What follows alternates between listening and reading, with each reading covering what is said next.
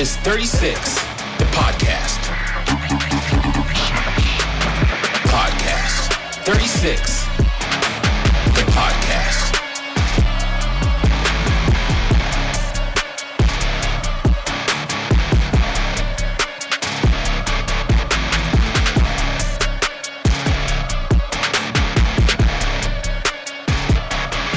And this is 36, the podcast. What's up, Fairbanks? What's up, Fairbanks North Star Borough? My name is Tilden, I'm Jeff. Mindy. and this is 36 the Podcast. Today on 36 the Podcast, we're joined by Hannah Hill, the Executive Director of Breadline Incorporated, right here in Fairbanks, Alaska.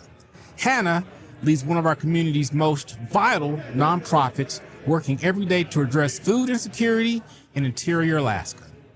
We're talking about the mission of Breadline, the importance of community support, and one of Fairbanks' favorite events, the Soup Off 2026. The annual soup competition that brings people together for a great cause and good eats. Hannah, welcome to 36 the Podcast. Thank you so much for having me. Yes. So I think I've asked a while ago, and we finally had a chance for our schedules to work out, and so here we are.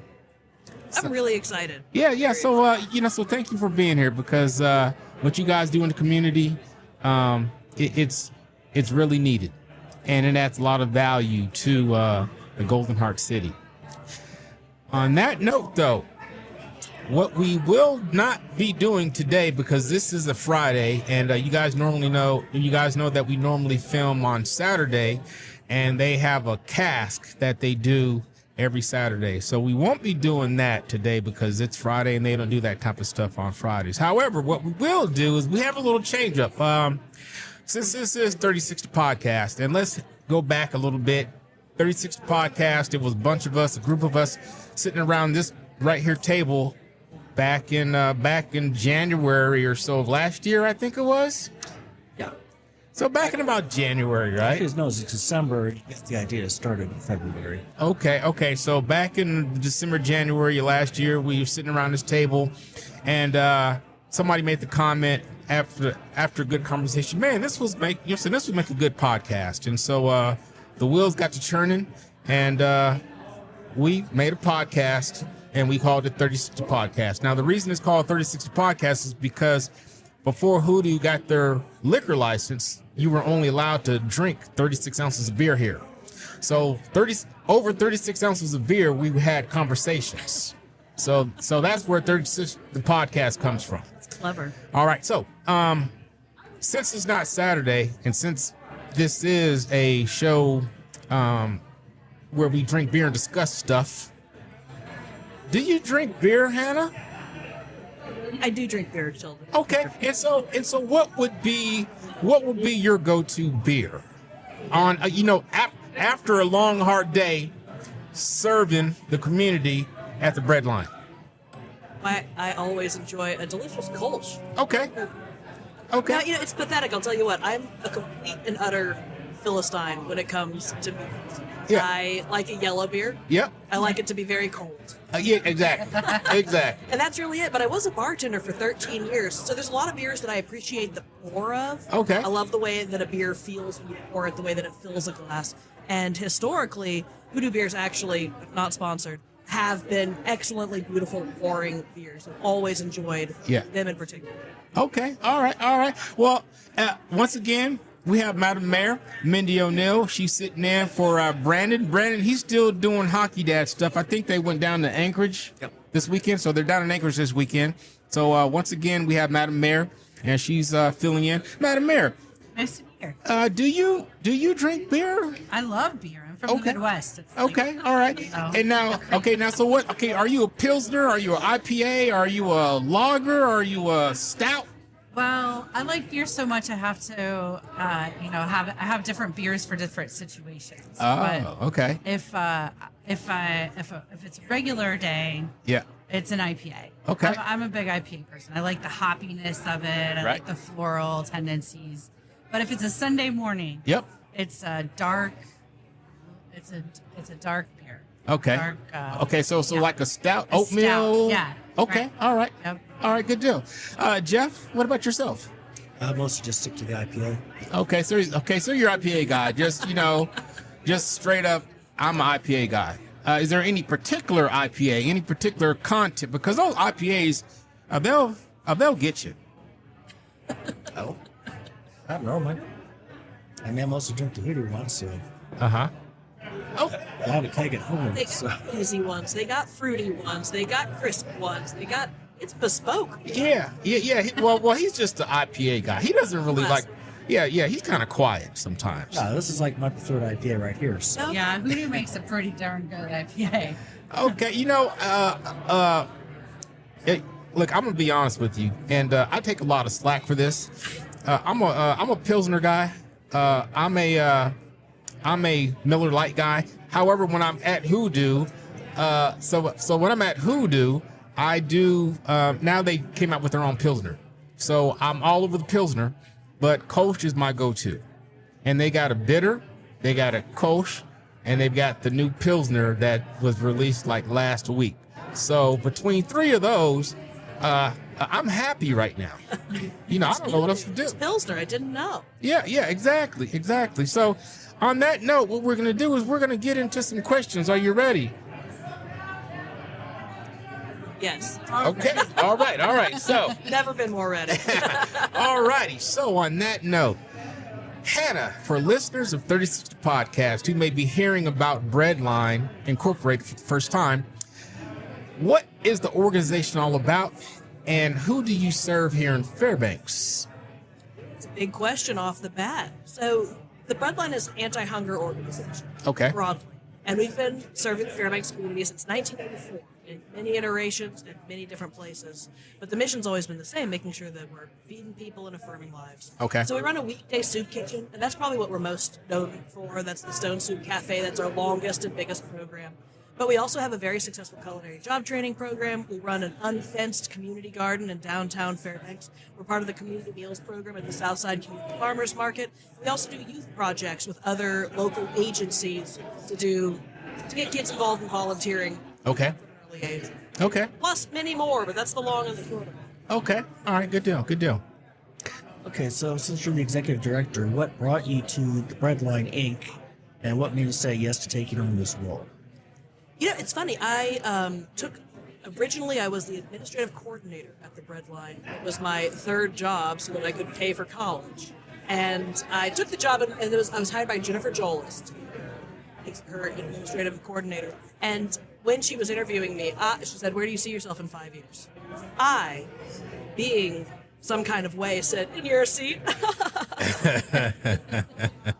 So a year later, there was she stepped down and another executive director came on. And at the time, they were like, "You had the opportunity." But in that year, I had really learned, oh no, it's a much bigger job than I anticipated. Yeah. So I was like, I want to learn more. But that executive director passed away suddenly and unexpectedly. Oh, wow. And in that moment, the rest of the staff was like, "We just don't, please." Yeah. We didn't want anybody else coming in for a little bit and just letting us reorganize and go through our processes. And so I said, okay. And it's the hardest thing in the entire world, and it's the best crew I've ever been a part of. And so every day is, I say yes to them more than anything, and the work that we do. It feels good, and I can do it. So happenstance, I got the job by accident, and here we are. Yeah. You manifested it. Yeah, no You doubt. manifested in that interview. I was giving her such a hard time, Don't you love our 20-year-old selves?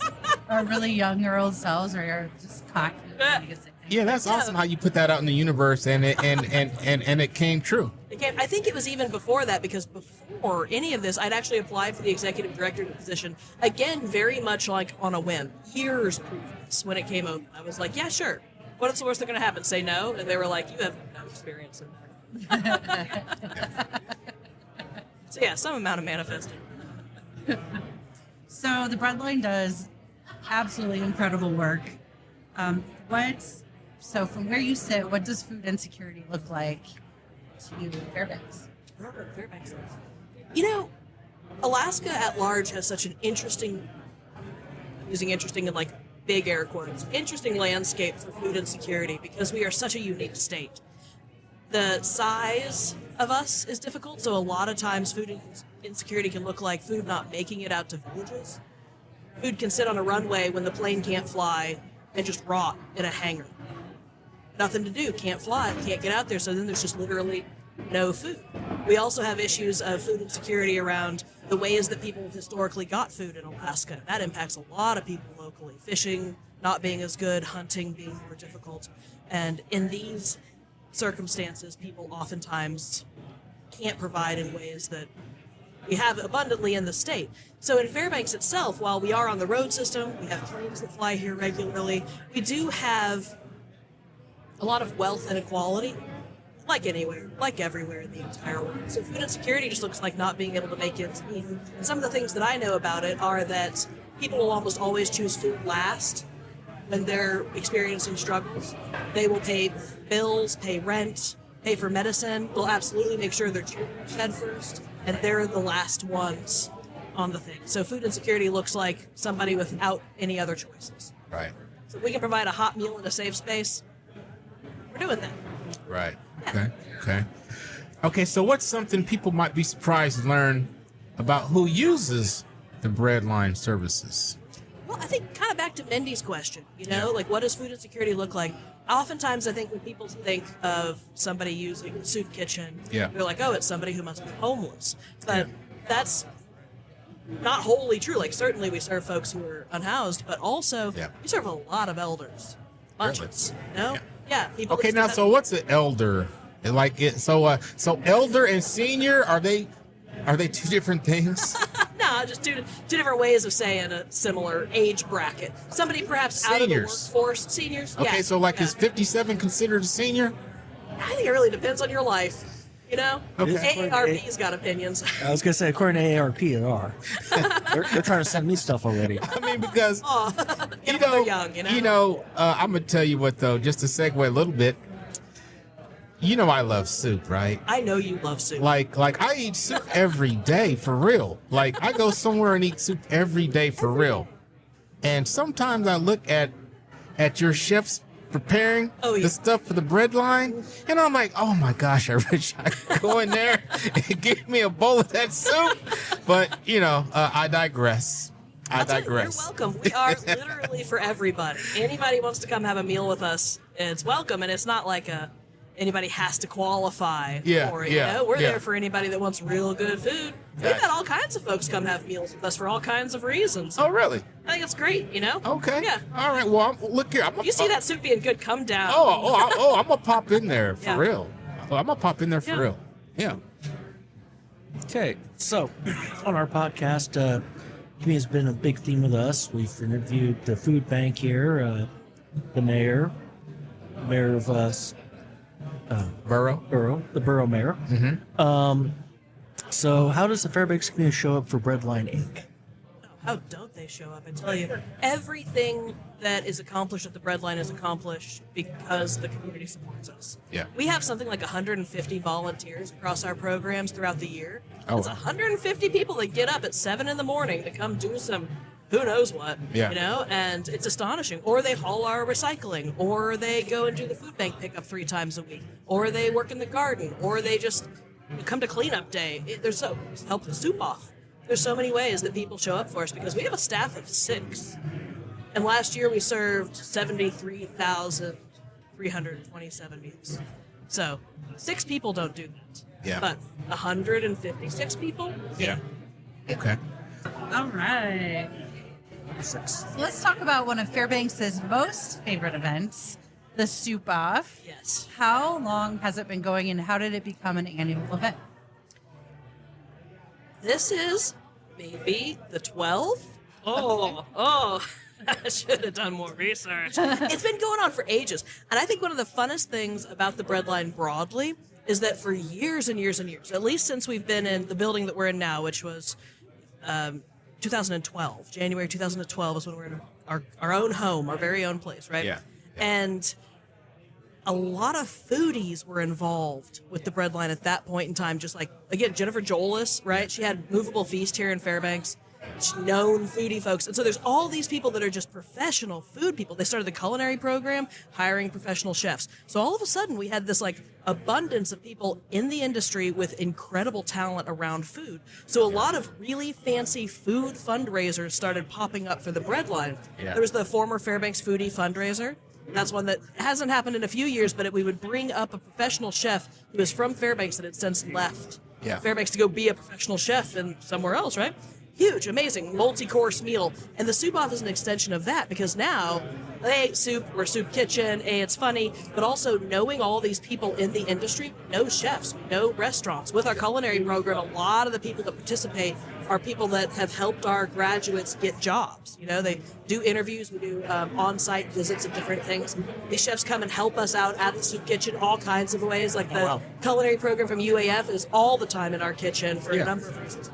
Yeah. And this just built over the years that it's this sort of living thing itself. Yeah, People those guys look are good. forward to it. They're good, aren't they? Yeah, because they won it last year, They right? did win it, yeah. Yes, they won it last year, yeah. Yeah, they had an That awesome chicken noodle entry. soup, is that what that was? That chicken noodle soup was amazing, and the way that they About that prepared it, it was amazing. Look here, I look forward to it. I get to be Again. a judge this year. Yeah. Yes, I yes. get So to does have to Tilden. taste all Yeah. of them. 2 out of 3 of y'all are judged. I'm sorry, Jeff. Yes. I didn't know. Next year. Yeah. So I look forward to it. Definitely look forward to it. Okay, so Soup Off 2026 is coming up. Yeah. What can people expect this year, and what makes it stand out? Soup Off? I hear this a lot. A lot of people tell me it's one of their favorite fundraisers of the year. And I think it's because we don't have a program. You don't sit down. You can, but there's not like a sit down, be quiet section. Right. We don't have time speakers necessarily, presentations. Right. It's just milling about, eating soup. Yeah. And then we have a silent auction, we have a raffle, you know, all the classic things. We got good music. But people are there to socialize. They tell me that a lot, that they love seeing their friends there. Yeah. And then you're eating all this soup together, talking with each other about the delicious soup, making Yeah. plans with your friends to visit these restaurants that are participating. Yeah. People are like, oh, I never knew that fill in the blank restaurant existed. Well, let's go there next Wednesday. This soup is so good. Right, and right. I love that. And I think that's why people enjoy it, is it's just low key. People do and do not dress up. It's one of my favorite things. Some people come dressed to the nines. Other Yeah. people are more Fairbanks casual about it. Yeah. And just come eat soup. Everybody loves soup. Yes. That's my thing. In January, it will be my snowman's anniversary with cake for him and soup for me. Happy once, happy twice, happy chicken soup with rice. Never mind. I could sit here and Don't quit sing your the day whole job. song. I could sit here and sing the whole song. But it's February 22nd Yes. at 8 Star Event Center, which is the sponsor of this event. And we're very grateful to be in this big space. Yes. Wow, we've Yes. never had so much room before. Yes, the A-Star Event Center is amazing. Isn't it so gorgeous there? Yes, it is. All right. For first timers, paint the picture what actually happens at the Soup Off, and why is it such a fun event? Okay. The Soup Off is, we get 20 of Fairbanks' famous eateries to come and bring their best possible soup. And we line up these tables all around the perimeter of a large room. Whatever concert. This time it's 8 Star Event Center. And you get a little sheet that tells you all of the soups that are there. It's in your, not resume, not application, brochure, a pamphlet. Yeah. One of those. One of those. Schedule? Yeah, a schedule of sorts, yeah. And so people go around and try all these 20 soups, and then you get to vote on your favorite one. There's a Yeah. big pot, so we have 3 different awards that happen that night. There's People's Choice, which is popular vote. There's Best Use of Local Ingredient, which the judges decide, and then the judges' award is called the Golden Ladle, and that's the coveted prize of the Soup Off, where the judges use a rubric, so it's very fair, and it's a pointed system based on all these criteria, also personal preference, but we try and make it as fair as possible in that. Yes. Yeah, there's also a silent auction, and we really focus our silent auction down on experiences. We try and really focus on things to do in Fairbanks that maybe Fairbanksans don't do, so we get really cool tour adventures like glacier tours from Stan Stevens or Major Marines tour. You can go do a wildlife ferry tour. What else do we have? Up at Lars is one. We have museums and restaurants, different baskets that people can all bid on. And then we have an auction, or a raffle, I mean. We have a raffle for, of course, the coveted 2 round-trip tickets anywhere Alaska Airlines flies dessert auction. So it's your standard fundraiser fare, but really elevated in a certain way, I think, anyways. Okay. Yeah. All right. Yeah. It's one of the best silent auctions I've ever been. Try really hard. Yeah, it's a Try really good silent Yeah, auction. yeah. We just got some like Steger boots, brand new Steger boots we're going to put in there. Wow. I know, really excited. Very They're nice. very generous with us. The people that donate to us are all local folks. That's exclusively what we try and Yeah. go to is local businesses, and they are extremely generous with us. Yeah. Now, is that big raise? Stegers were from our local folk. They bought them and never wore them. And Oh, okay. Yeah, I know. All right. All right. Good deal. Good deal. How do local restaurants, chefs, and businesses get involved, and what does their participation mean to run? It's a huge ask for 20 restaurants to come out on a weekend, give this product, make an incredible soup, and then also have staff there to be able to serve the soup and talk about the restaurant / the soup. So it's a huge lift, and we're so grateful, and it's incredible that 20 restaurants do that, and they each get their own table and they can do whatever they want. You have complete carte blanche of whatever. It's always 5 gallons of soup and a way to keep it serving safe. That's it. Other than that, people have done all kinds of things. One time, Hilltop brought a blueberry pie soup. Really? It blew everyone's mind. So that was before Tilden. That was before Tilden. It was pre-Tilden. Yeah. Yes. Yeah. Ooh wee. Yeah. Wow. Is it difficult in the winter for them to incorporate local ingredients? You know, Fairbanks is really lucky that we have so many like shelf stable kind of, like potatoes and carrots. A lot of the things that, like onions, the things that make a soup really delicious. Mm-hmm. And a lot of people also save things, or they'll use local meats. There's a bunch of different ways that people. Last year, the winner for best use of local ingredient was Borealis Base Camp's Latitude 65, and they used like a pig in their soup, I believe, and it was just incredibly delicious. Super. Yeah. So that's the way that they participate. They get involved in it mostly by, we call them. Yeah. Oh, okay. But some people, like Latitude 65 for Borealis Base Camp, they responded in like 2 minutes. Yeah. Chef George was like, I've been waiting. Oh yeah. Oh yeah. Like, no, it's regular. So we have the regular ones that we call, but we also try and like think of new places, people that haven't come before. So we really try and give a broad shot. Also because there's so many good restaurants in this town that we want to have as wide a diversity as possible to really showcase what Fairbanks can do. Right. I'll say 1 year, Empanada House won it. Yes, they did. And they don't even serve soup. They're normal. Man, look. And for a very long time, you went to Lane's Quickie Tacos, and they had our almost award-winning soup. And then they finally won, and they're like, Yeah.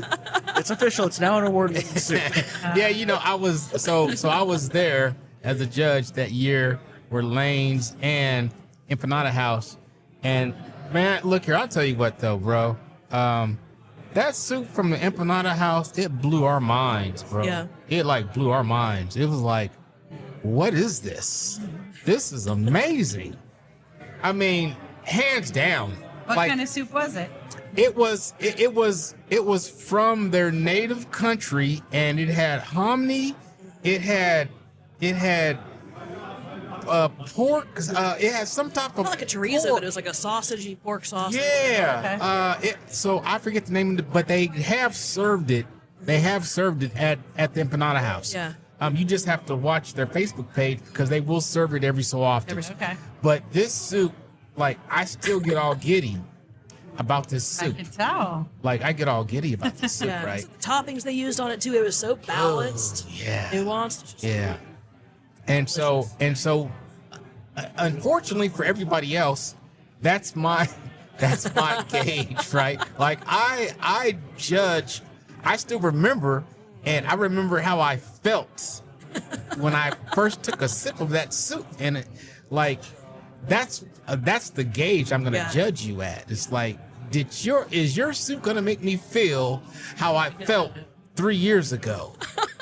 You know, High bar. exactly. But people are up to the challenge. You had the chicken noodle soup last year Ooh, from CTC. Yeah. There's they were making it on the so many. spot though. The way that they were doing the noodles and everything. Yeah, It on the was spot amazing. noodles.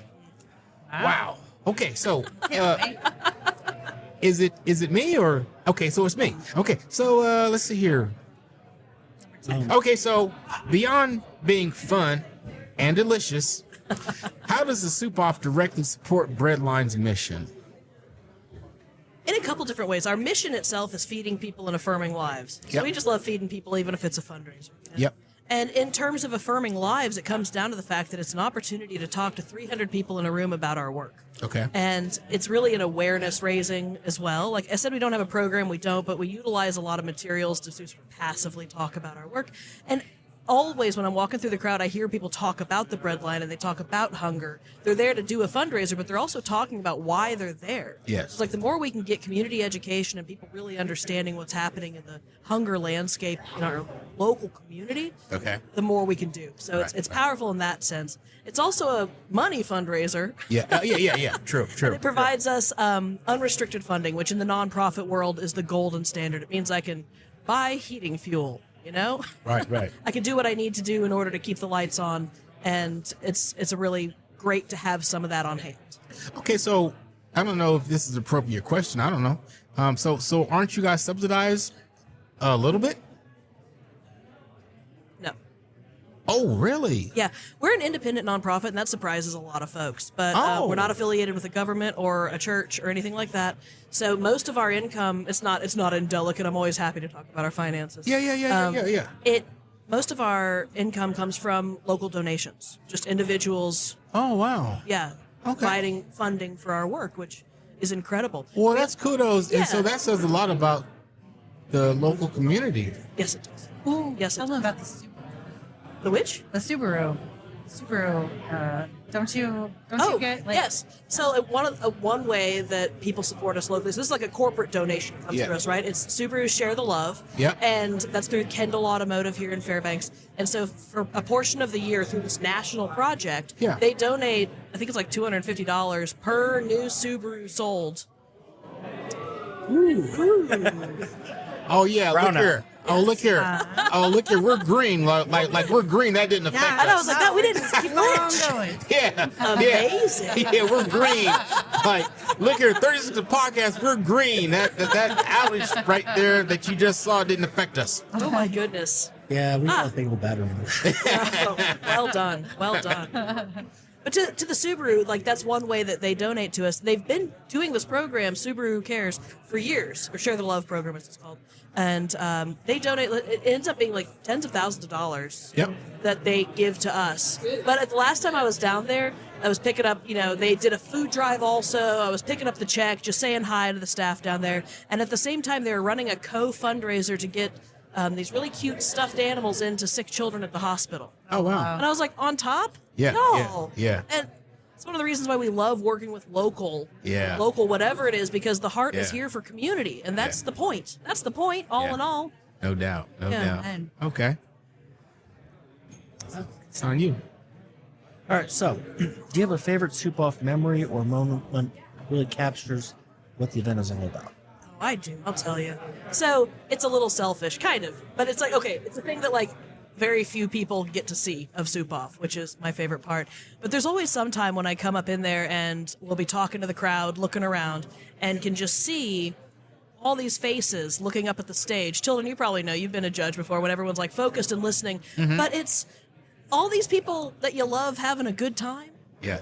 I just, like, every time I'm like, do not cry on stage, do not cry on stage. Because you're just looking at people holding soup. You look at all these restaurants that have given so much of it. I look at my staff being incredible, and they're working so hard for the event. Yeah. And I'm just, like, overwhelmed by the fact that, A, it worked. People came to our party and it was fun. Yeah. But also that they're having a good time and there for a good cause. It Yes. just feels really special. So every Soup Off, it's like, I try and make a moment. Because a lot of times it's like blinders on, million miles an hour, putting out fires left and right. But I'm always like, take that moment where you just look out there and see 300 people from Fairbanks that came together to do a good thing. Yes. And eat really good soup. Yes, exactly. So awesome. Kudos to everybody in the Golden Heart community. Thank you guys. Thank you. So running a nonprofit can be very demanding. Really. Tell me more. Yeah. Did you know? Did you know that? What keeps you motivated every day? I just really love Fairbanks. You know, it's sappy, but it's true. I love this community, and I know that there is a better future for everybody here. And I know that the way to get there is through getting people involved and holding the line, even when that's an unpopular opinion, and doing what's right every day as long as you can. You know, I'm lucky enough to have a certain amount of grit in me, and glad to use that for good, because otherwise, what am I doing? Yes. You know, just getting into trouble. Yeah. Okay, so I've got a question, but before I go into my question, I like to segue, whatever, Jeff. I don't look here, man. Drinking game. Whatever, man. I like He to says segue. segue, take a drink. I like to segue.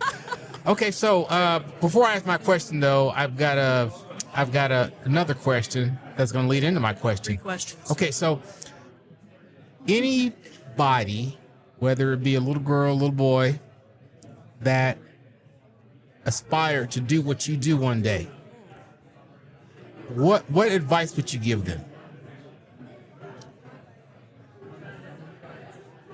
That's a great question. I would say just get involved. You know, I'm oftentimes astonished when people tell me that they haven't gotten involved with volunteering in the past. Yes. Because, I mean, astonished maybe isn't the word. I don't want to shame anybody for nothing. But in my family, I grew up with civil servants, right? Yes, I am yes. lucky in that. You've met my family. Yes, You know them, right? yes. And being part of the community and volunteering was very important part Yes. of our values as a family.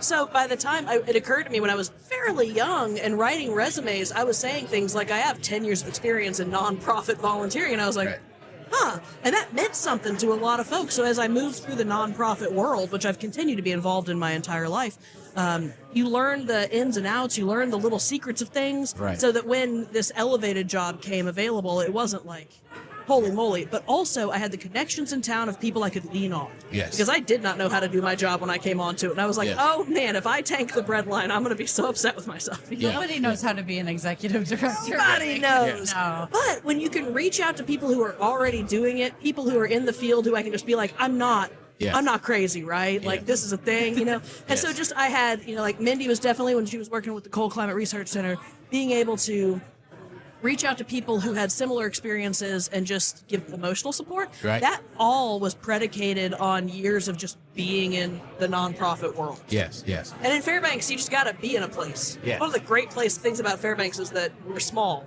Yeah, right? exactly. And so here's the deal. I'm gonna ask my question, but I have one more deal that I want to say.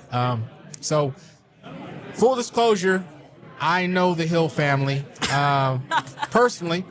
I have spent several Thanksgivings at their house, and so I have a chance to meet and interact with everybody It's true. in the family, right? And so it's a beautiful story, right? It's a beautiful story, and it's all about public servitude, serving the public. And so kudos once again to your mother and your father that instilled, because I've told them this.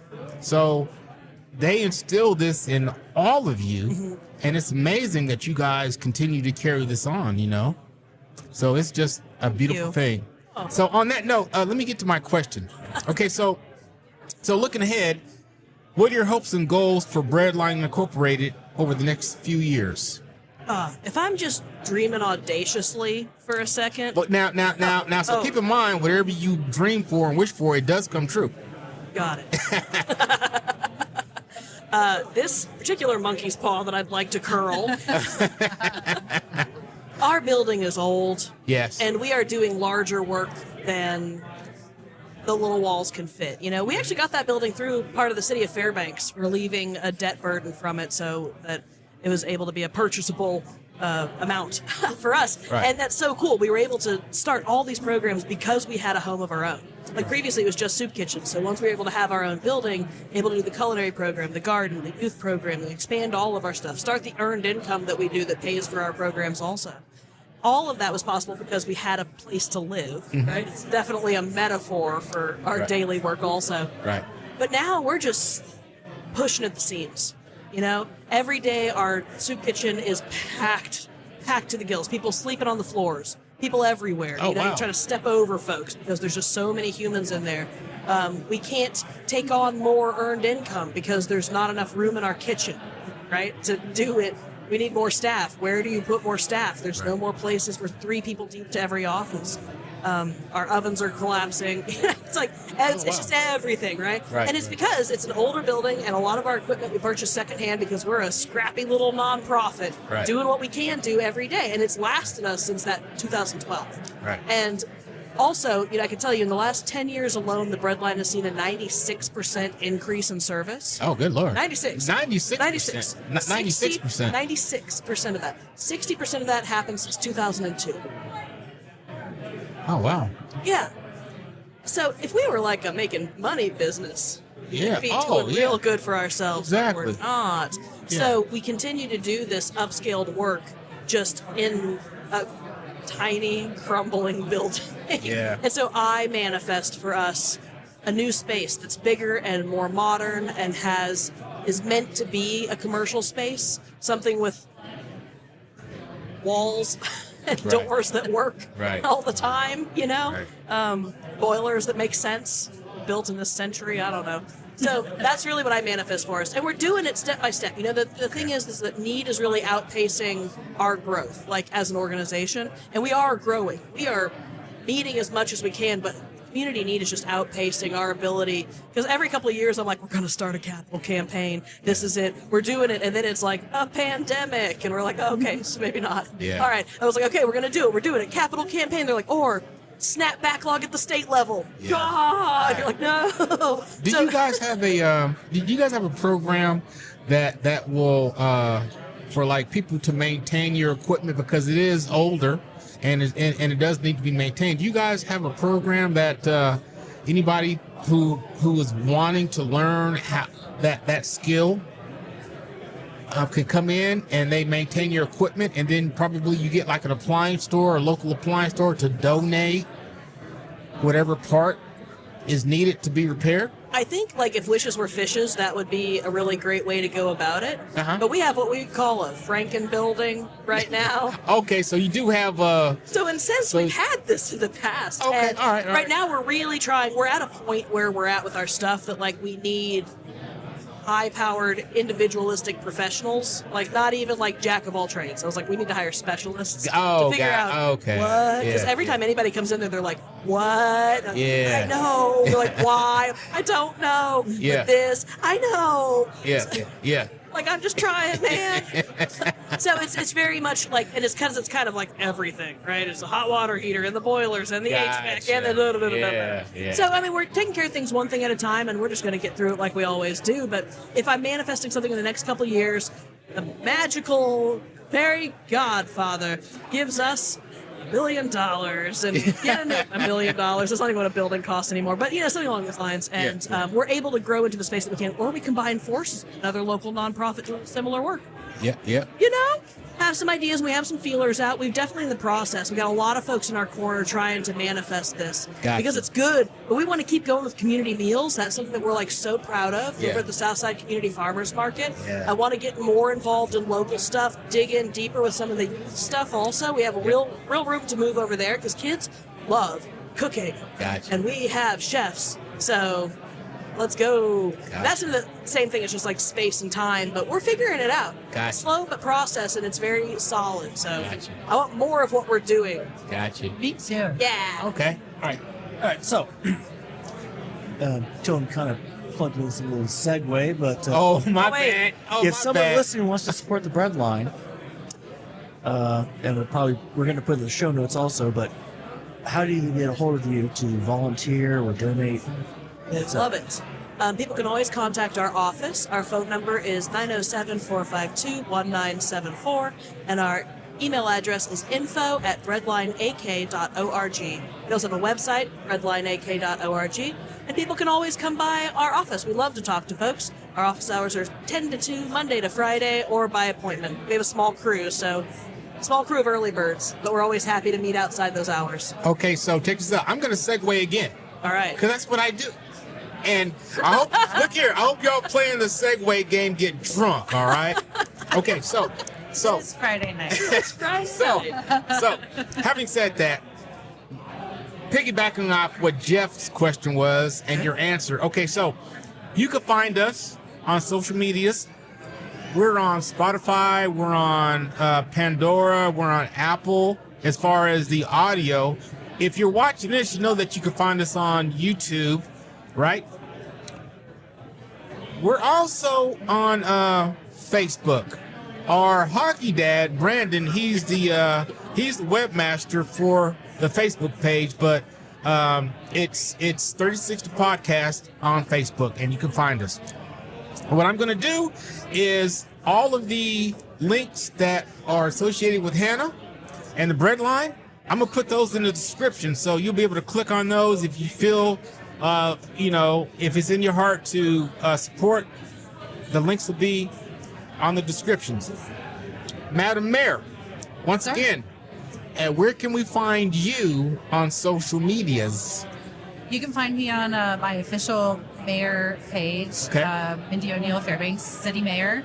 That's on Facebook, and you can always stay in touch with the city at the City of Fairbanks Facebook page. Okay, so I'm going to actually include all those links on the description or in the description, so you guys feel free to go in and check them out. And on that note, I believe, now, this is going to be, how much time do we have? Oh, yeah, we got about an hour. We got an hour. So you have the last question. Yeah. So you're going to take us out for the official portion of this podcast. However, we're going to take a little break, and Hannah, if you're up for it, we're going to come back after we take a little break, and we're just going to free flow, like off the top of our head, questions for you about the bread line and about community and all that kind of good stuff. I love it. Okay, so on that note, Madam Mayor, go ahead and take us away. Yeah, so the final question is, what is your personal go-to soup? How does one win the soup off? Ooh, that's a tough one. Well, I don't get to judge the soup off, so that would be a conflict of interest. I don't get to judge, and our staff doesn't get to compete. Because again, conflict of interest, Yeah, right? yeah. They tend to enter anyways just because they like to do it. So I feel like I'm in Camp Tilden, where I'm like, I love the soup that's in front of me for the most part. But my favorite soup that I get to have regularly, and I'm so lucky for it, our Chef Leanne makes an incredible borscht. Oh, I love it. Oh, really? Love a good borscht. And hers is just so good. So every time she's like, I made some borscht. I'm like, When does Chef Ann make this? she makes it for lunch for us sometimes. It's just a little special treat. Look here, I'm gonna have to make my way. I'm gonna have to make I'll tell you, my I'll way text you, by Tilden. there. I'll text you. Yes. Tilden wants a job with the I bread know. line. Yeah, soup jobs, what he wants. Boom. Exactly. Okay, so on that note, what we're gonna do is we're gonna take a little break, and we're gonna come back and we're gonna do some freestyle, just off the cuff questions for Hannah, and then we're gonna finish up. But we'll be right back. All right, so welcome back, Fairbanks, North Star Borough. If you guys are still with us, this is the freestyle portion right here. We like to call this, where we come up with questions off the cuff for Hannah, and just to keep it real, right? Just to see what the answer is going to be, because you know what I'm saying? 'Cause we can be kind of nosy sometimes. So I've always wondered about that expression, keep it real. It's like, are you able to go into fiction or something? Well, okay, so keeping it real is, okay, off the cuff, you are who you are You're not being fake. every single time you're approached. Just keeping it real. Like that's your character. Like your character, that's you, and that's how you are, regardless of if we're talking today, we're talking There's a week another from now. cape coming in. What's that? There's another cape coming in. Look here, it's a cape thing. I'm telling you. I do have something that looks like that. It Do doesn't have a you? hood, but So that's a poncho, though. I think. a poncho. It's cape adjacent. Well, you know what? Though? Yeah. I think I could get away with the poncho. I mean, There's a lady at the PX selling ponchos. Oh, Poncho's like a gateway drug to capes, though. You got to look out. No doubt. if you're going to wear a thinking- poncho, you got to have the well, you have cowboy hats. Well, I got cowboy hats. You got to wear that. Yeah. And Do you a need dirty Harry. You need a 36 Navy. I'm thinking we could do that. A Dirty Harry. Yeah. No, Boom. no. Yeah. Okay, so Dirty Harry didn't wear a poncho. look here. Okay, so what we're gonna do is we're gonna get back on track real quick because we can go down fantasy lane all damn night. We love that, Lane. Okay, so we're gonna just shoot off the cuff, right? Well, so I did write these down, right? Oh. But just so I wouldn't forget them. All right, so if you were okay, this is a two-part question. Okay.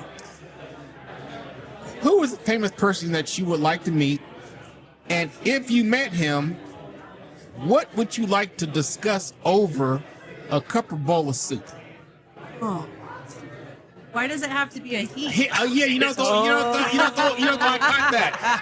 caught that. I caught that. If you were to meet a famous person and were able to sit down and enjoy a cup of soup with him or her, Right. what would you like to discuss, or what would you discuss while having that cup of soup? That is such a question because there's so many people I would like to meet that are famous and otherwise, I suppose. You know, it's been on my mind, and this is a little like, look into my own soul perhaps, but it's just the 1 year anniversary of David Lynch's death. Okay. And David Lynch, director, is somebody who across the breadth of my entire life was an art maker in so many different ways that it brought me into new ways of thinking about cinema and also art in a wider world. He made incredible paintings, he did music, really a man about all kinds of art, and had these theories, these transcendental theories of community and how love can carry us into a better future. And even though he's a director, that's so clear in so many of his movies, which are also deeply freaky. Okay. And I love that. Okay. I love his deep freakosity and also this message of love. Okay. And he was a real foodie also, so I can imagine having a good soup with the man. Gotcha. And just talking about art and its place.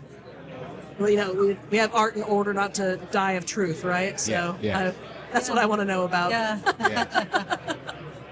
Okay, so anybody else got a question? 'Cause I got another question. Okay, so my next question is, okay, so if anybody is aspiring chef and they have an interest in coming in and getting their feet wet at the bread line, how would they do so?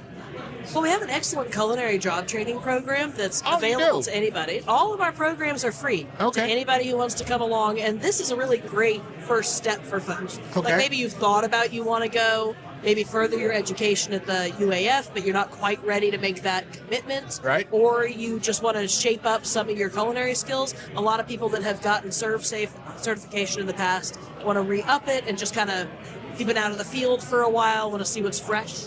And so we've split that into two programs. We have a fall-time baking program that's a little shorter, just focused on baking. And that came out of feedback from both our students and the local employers who were like, we are looking for people that can bake specifically. Oh, really? Okay. Yeah, some people were anyways, yeah. All right. And also our students were like, the class previously was 12 weeks. They're like, that's a lot, especially for a single parent. God knows what's going on in your life. It's a bunch. So we split it into two classes, a 4-week baking program and an 8-week culinary program. Gotcha. So the baking program, just baking. Culinary program, a little bit of baking, mostly broad culinary skills.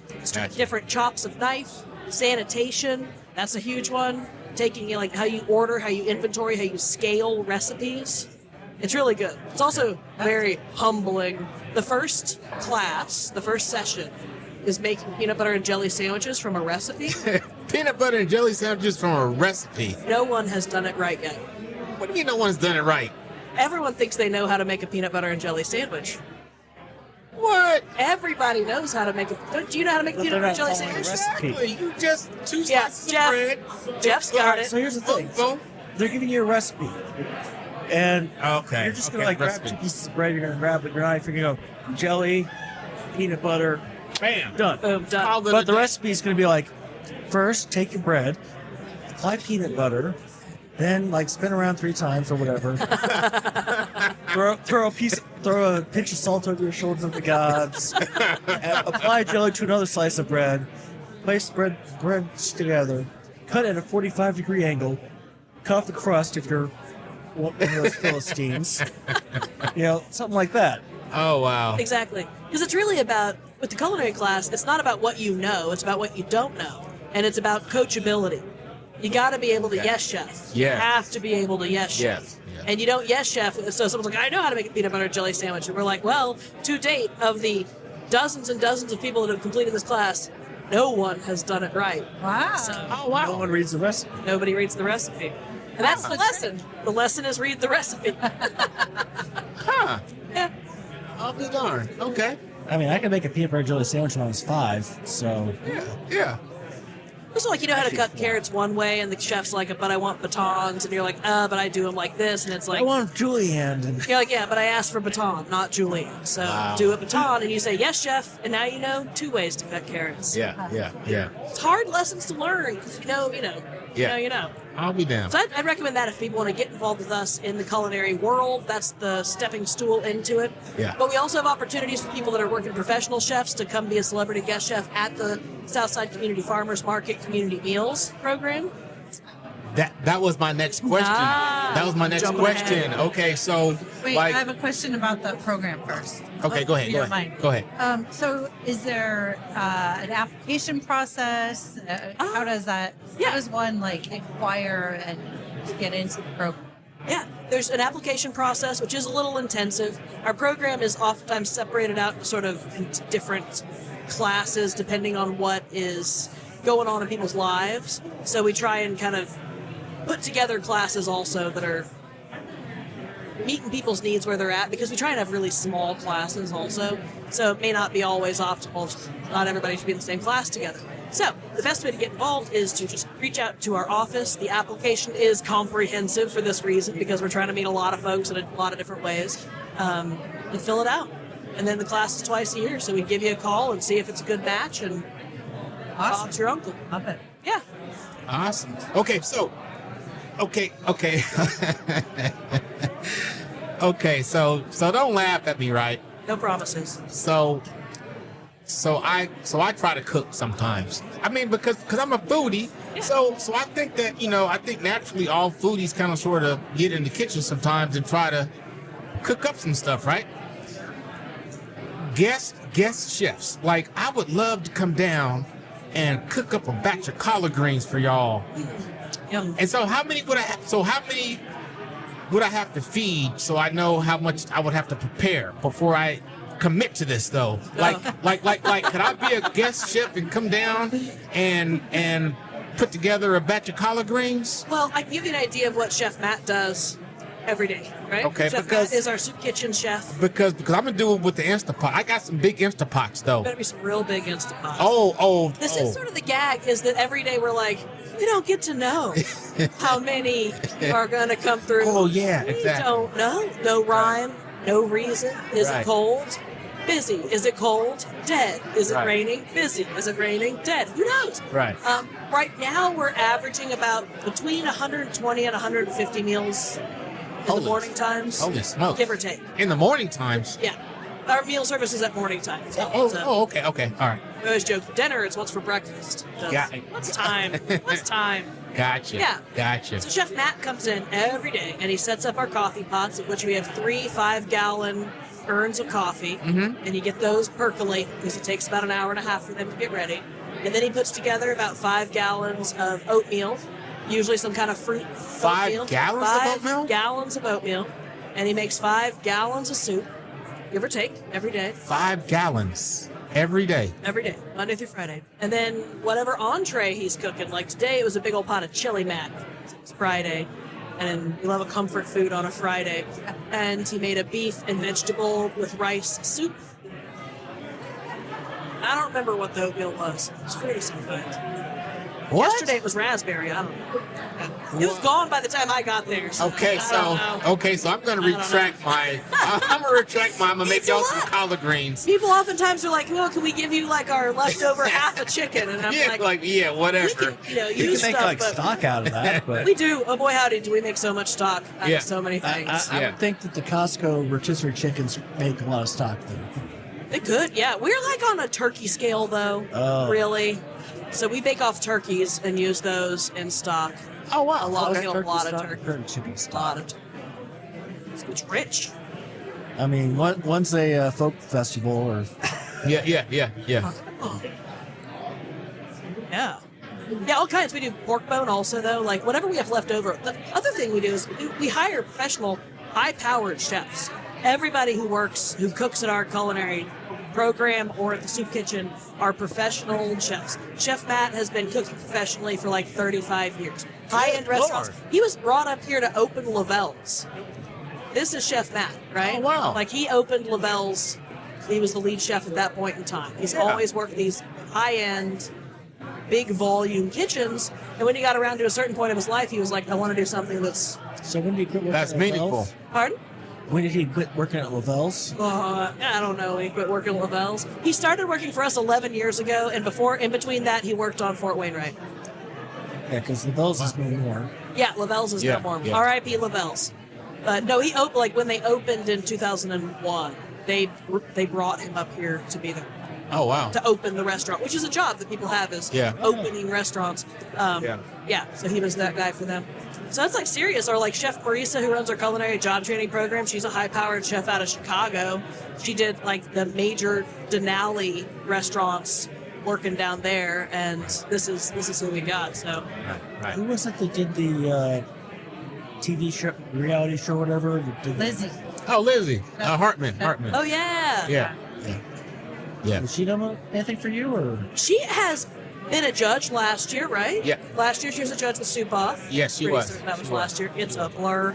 And the Was year it before last that, year? she's like Or was it with surprised us. Tommy G? Oh, though they all run together. I'm, what I'm saying, I'm getting old. Tilda, don't pop quiz me like this. I was like, I only know what happened, not when. I'll have to go back to the pictures. But then, like, one year she came and did a pop-up soup at Soup Off. It was so funny because she was out of town, so we hadn't been able to get a hold of her or something like that. And so She did it 2 years ago. That's what she, and she was a judge last year. that's right. We Yeah. didn't think she was coming, and then she shows up and she's like, Because got she an did- extra table. And we were Because like, she did what? like her dish was like purple. The color changing It soup. was color changing soup. She made color changing and soup. she put these microgreens on it. It was a phenomenal soup. Yeah, she's really But- good. But I love you, Lizzie. But it was the damn soup from the empanada house. That was the same year that the GR year. won. That was the same year was that the she same did year that. GR won. Ooh wee. Yeah, that was a Yeah. year for everyone. Oh, it was just so wait. funny because she was got an extra table. We were like, Yeah. Lizzie, And so- Alaska, Lizzie's here. And What? so you know what was so it was cool because we're all human, right? Because we're all humans. Are we? So you got the human factor in it, right? Yeah. And so she had just came off of her whirlwind Yeah. TV, and Yeah. and so she was there, and so you would think that okay, boom, but GR Empanada, Yeah. so it was that was a good competition that year. That was strong. That was strong. Yeah, but if UAF does what they did last year, I messed it up, I think, but.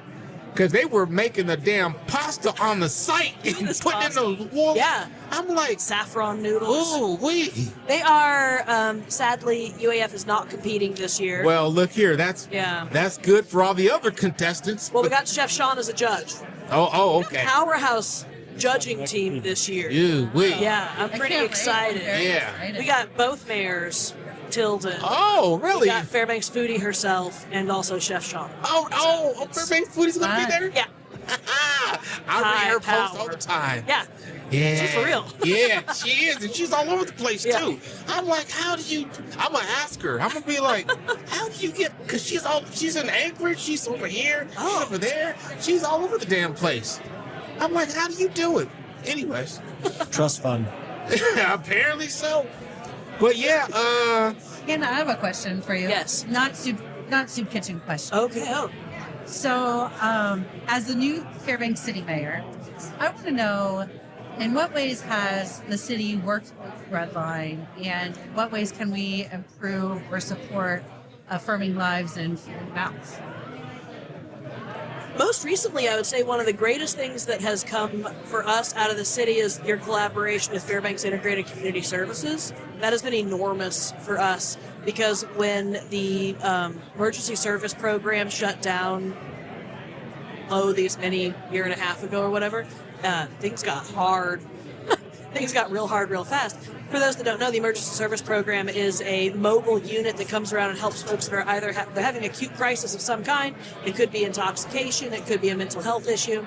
This is part of a state law, statute 47, I think, that says that communities have a responsibility to care for people that cannot care for themselves. Right. And it's not carceral. You don't go to jail. It's about getting you to the help that you need.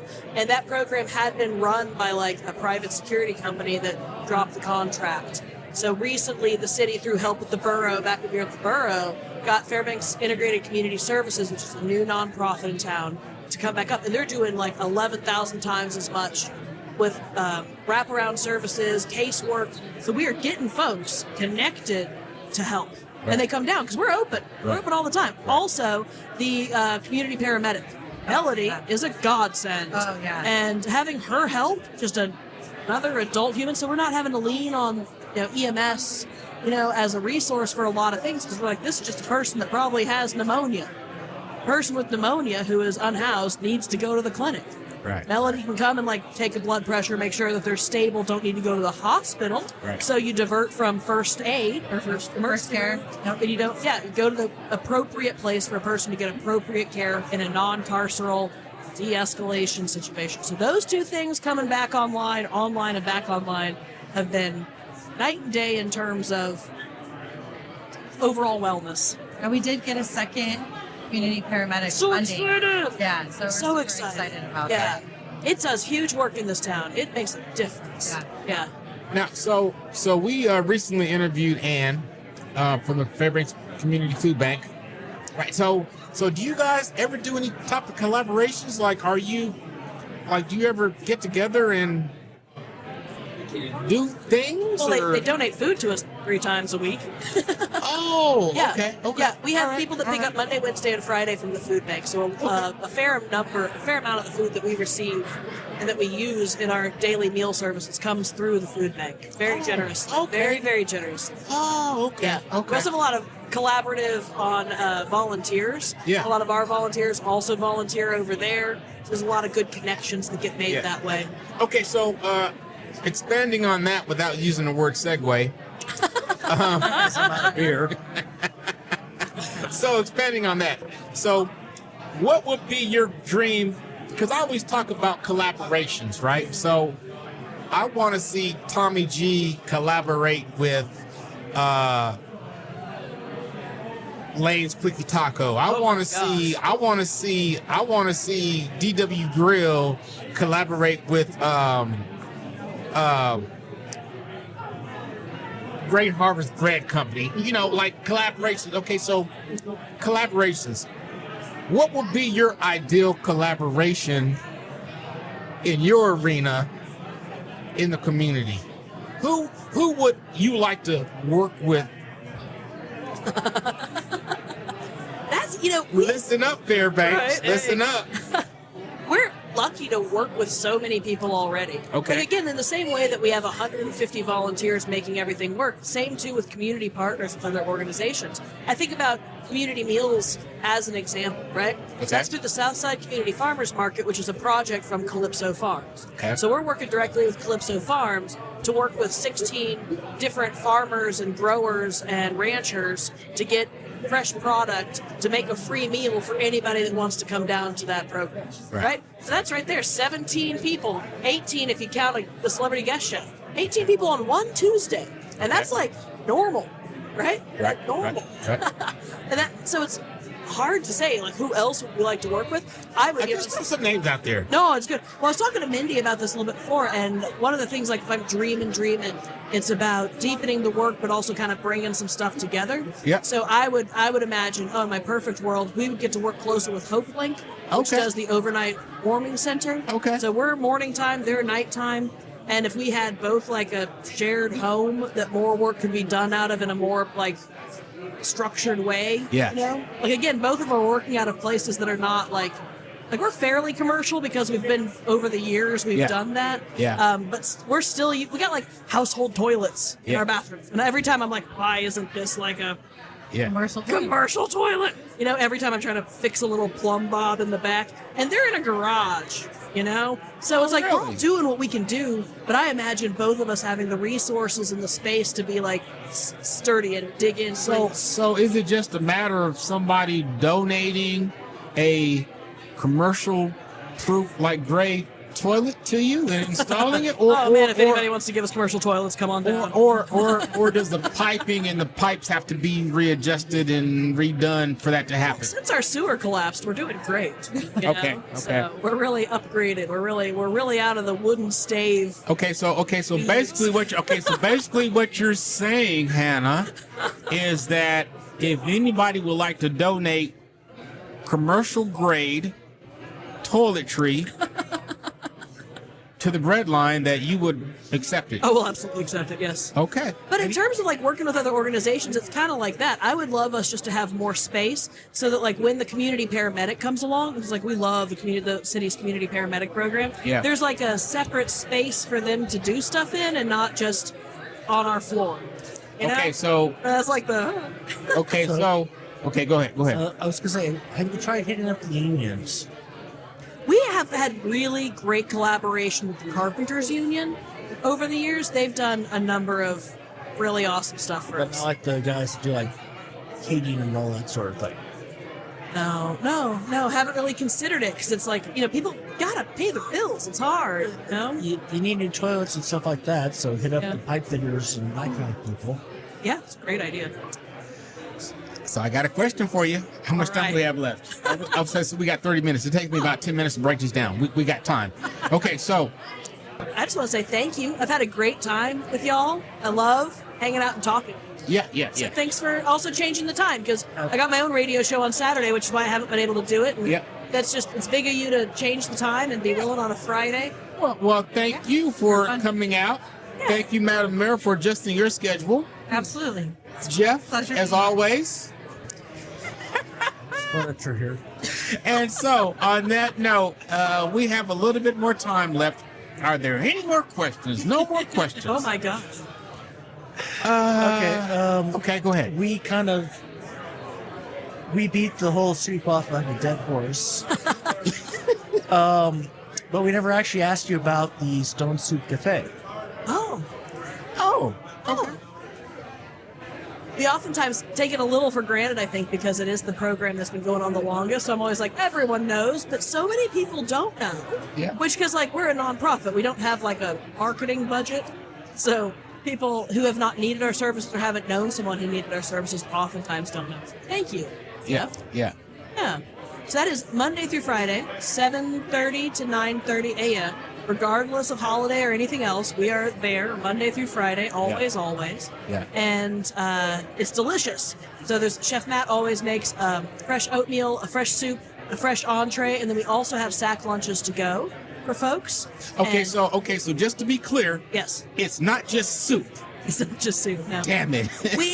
Damn it. Soup is a major component, Okay. and oftentimes the entree is kind of stewy. Yeah, know. because Stone Soup Cafe so it could be misleading because it misled me. I'm thinking I'm missing some good soup every There day. is always soup. Every single day there's soup. Okay, so there's a soup every day. Always, and it's different every day. Oh. Fresh homemade soup every single day, always different. Awesome. Always, yeah. We got some stars. Gotcha. People really like the yellow split pea soup that he makes. Okay, so do you guys do clam chowder every Friday like everybody else? No. Okay. I'm like, oh. And honestly, I think it's because, telling stories here, Chef Matt doesn't like seafood so much. Oh, he doesn't? It's such a funny thing. He has an immaculate palate. He can taste things down to like the molecule, I swear. Wow. And he just does not care for fish or fishy things.